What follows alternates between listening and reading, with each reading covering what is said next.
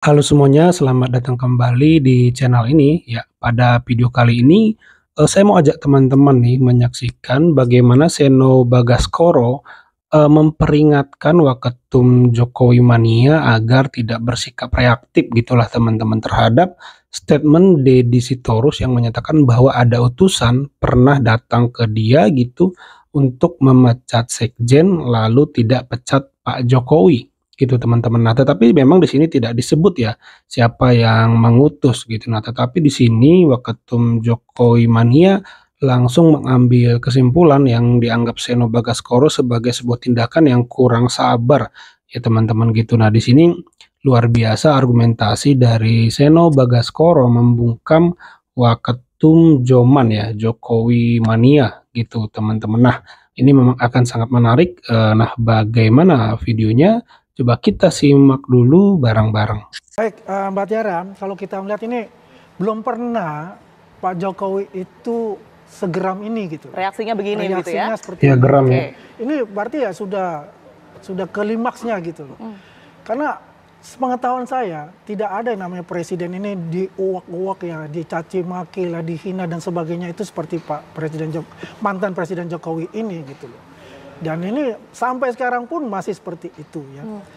Ya kalau kita lihat pernyataan-pernyataan yang dilontarkan oleh saudara Deddy Sitorus itu tanggal 14 Desember ada yang datang utusan khusus dan kemudian sudah dijawab oleh Pak Jokowi, siapa itu? Tolong dibuka gitu. Ini selalu membuat suatu kegaduhan di negeri ini. Apakah ini mau pengalihan isu dari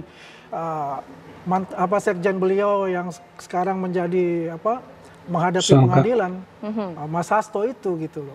Ya kalau dikaitkan dengan itu ya itulah namanya jauh panggang dari api gitu loh.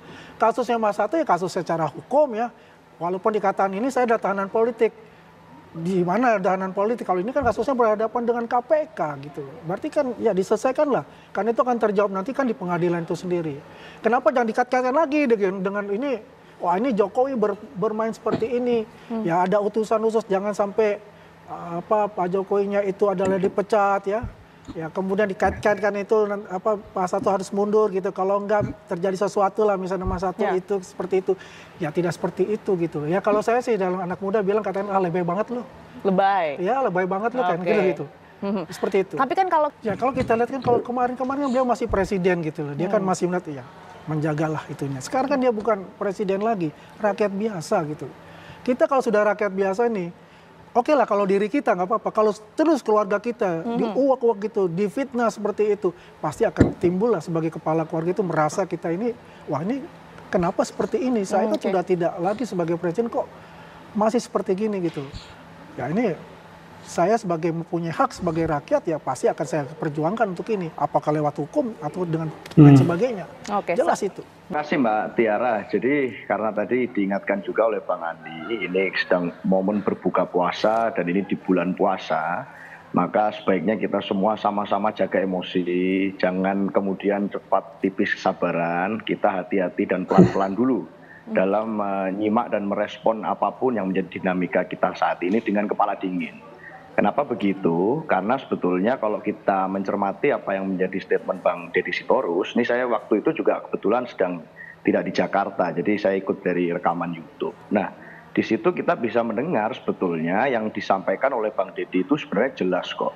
Bahwa yang pertama adalah menjelang hari H keputusan partai yang memutuskan melakukan sanksi pemecatan kepada 27 kader partai, itu beberapa hari sebelumnya Pak Deddy Sitorus didatangi oleh seorang utusan dari siapa tidak disampaikan. Nah, nggak nyampaikan. Lalu di situ disampaikan bahwa orang itu mengatakan bahwa mengingatkan agar tidak melakukan beberapa hal-hal tertentu yang berkaitan dengan sepenuhnya kedaulatan partai. Nah ini beratnya di situ. Soal pemecatan, soal teguran atau apapun itu kan urusannya dengan organisasi internal PDI Perjuangan. Tetapi orang ini itu kemudian mengingatkan Pak Deddy Sitorus untuk tidak melakukan langkah-langkah tersebut.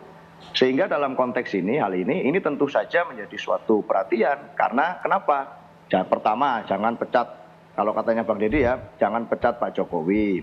Lalu kemudian misalnya ada lagi Pak Sekjen Hasto Kristianto harus mundur. Itu kan pesan-pesannya seperti itu yang disampaikan oleh orang ini. Yang sampai sekarang juga belum tahu betul orang ini siapa, lalu utusannya ini yang mengutus siapa. Ini masih semuanya masih di ranah statement yang kemudian belum ada klarifikasi. Nah, dalam hal ini artinya tidak ada yang menuding Pak Jokowi secara langsung. Bahkan Pak Deddy sekalipun tidak menuding Pak Jokowi secara langsung. Tapi memang bahwa orang itu datang menemui Pak Deddy, itu adalah pengalaman subjektif yang dialami oleh Bang Deddy.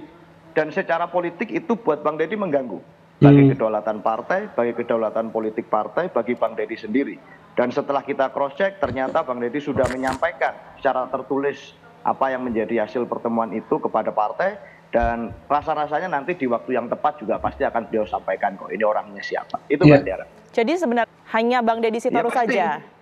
Pasti yang tahu adalah Bang Deddy Sitorus, dan itu sudah disampaikan secara tertulis kepada pimpinan partai. Tapi tentu tidak untuk semua, karena ini suatu percakapan yang saya rasa menyangkut seorang figur penting yang kalau meminjam istilah Bang Deddy itu punya otoritas gitu, dan kemudian menyangkut hal yang sangat sensitif berkaitan dengan kedaulatan partai. Ya, itu beratnya di situ ya. Di dalam statement itu kan sebenarnya jelas ada utusan yang datang ke saya menyampaikan poin 1, 2, 3. Nah, utusannya dari mana, utusannya siapa kan tidak disampaikan loh.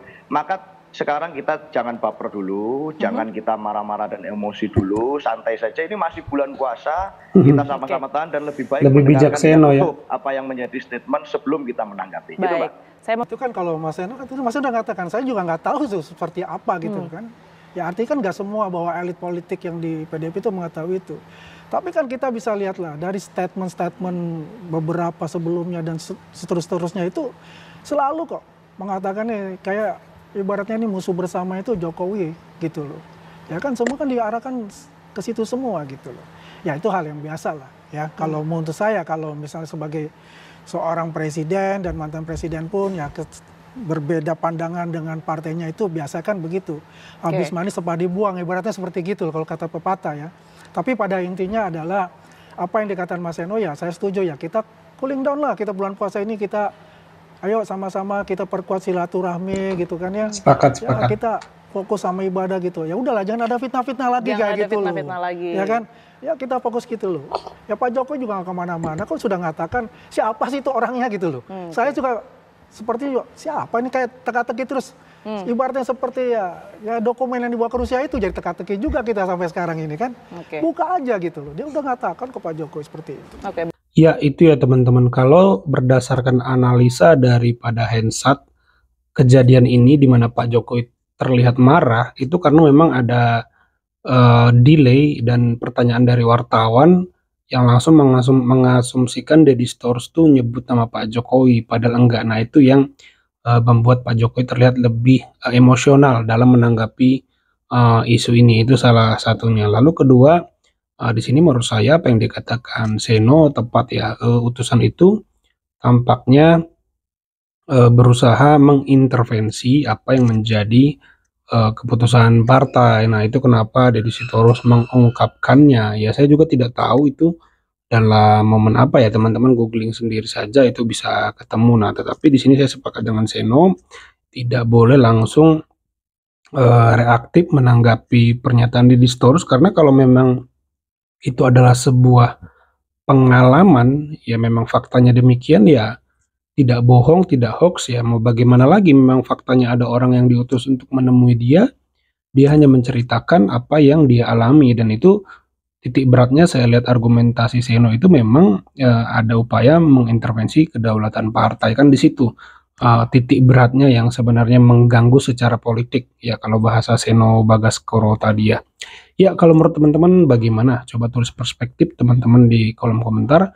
Itu saja video kali ini. Terima kasih yang sudah menyimak sampai selesai. Sampai jumpa di video saya selanjutnya.